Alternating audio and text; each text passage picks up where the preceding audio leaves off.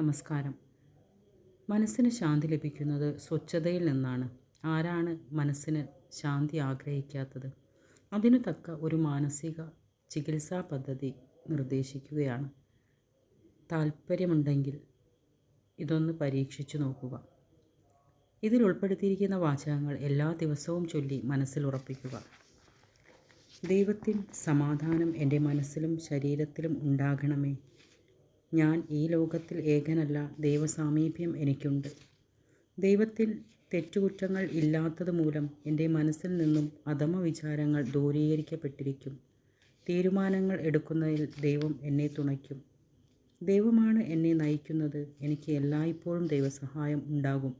ദൈവഹിതം അനുസരിച്ചാണ് ഞാൻ പെരുമാറുന്നത്. രാത്രി ഉറങ്ങുവാൻ പോകുന്നതിന് മുൻപ് തന്നോടൊപ്പം എല്ലാ നേരങ്ങളിലും തുണയായി നിൽക്കുന്നതിന് ദൈവത്തിന് നന്ദി പറയണം. എടുത്ത എല്ലാ തീരുമാനങ്ങളും ശരിയായി തന്നെയാണ് എടുത്തതെന്ന് നിങ്ങൾ ഉറപ്പുവരുത്തണം. തുടർന്ന് മനസ്സമാധാനത്തോടെ ഉറങ്ങുവാൻ പോകുക.